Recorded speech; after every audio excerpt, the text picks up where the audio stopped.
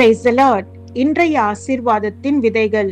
எனக்கு அன்பானவர்களே, இன்றைக்கு நீங்கள் கடந்து செல்கின்ற பாதை கரடுமுரடாக இருக்கலாம். உங்கள் வாழ்க்கை கடினமாக தோன்றலாம். பொல்லாதவர்கள் உங்களுக்கு எதிராக பல காரியங்களை பேசலாம், செய்யலாம். ஆனால் இவற்றின் மத்தியில் நீங்கள் தனிமையில் இல்லை என்பதை மறந்து விடாதீர்கள்.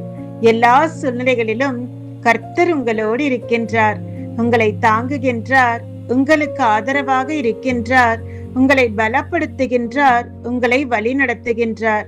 ஏன் தெரியுமா? காரணம், நீங்கள் சாதாரணமானவர்கள் அல்ல.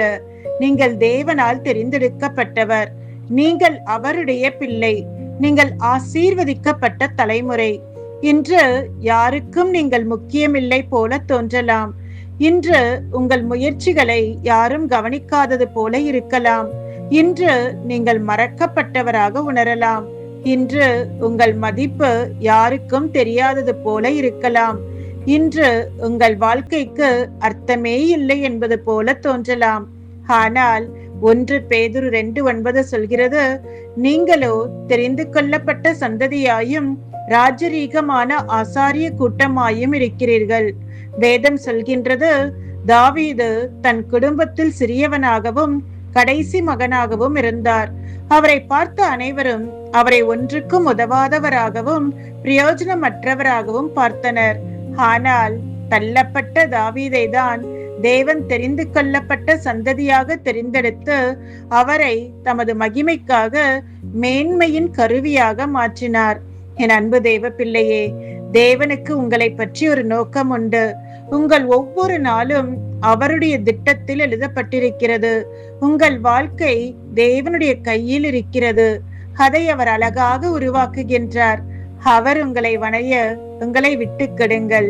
நாம் ஜெபிப்போம். அன்பும் இரக்கமும் உள்ள எங்கள் நல்ல தகப்பனே, நாங்கள் தகுதியற்றவர்கள் என்பதை நாங்கள் அறிவோம். ஆனாலும் நீர் எங்களை தெரிந்தெடுத்து எல்லார் முன்பாகவும் எங்களை தகுதியுள்ளவர்களாக மாற்றினீர். நீர் எங்களுக்கு முன்னால் வைத்துள்ள அழைப்பில் நடக்க எங்களுக்கு நீர் உதவி செய்யும். எங்களுக்குள் இருக்கும் ஒவ்வொரு சந்தேகத்தையும் பாதுகாப்பற்ற உணர்வையும் நீக்கி போடும். உம்முடைய மகிமைக்காக பிரகாசிக்க எங்களுக்கு தைரியத்தை தாரும். நீர் எங்களுக்காக ஆயத்தம் செய்துள்ள அந்த நோக்கத்திற்குள் எங்களை வழிநடத்தும். எங்கள் வாழ்க்கை எப்போதும் உம்முடைய மேன்மையை, மகிமையை பிரதிபலிக்கட்டும்.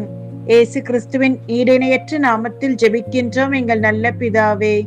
ஆமேன், ஆமேன். கர்த்தர் உங்களை ஆசீர்வதிப்பாராக. God bless you.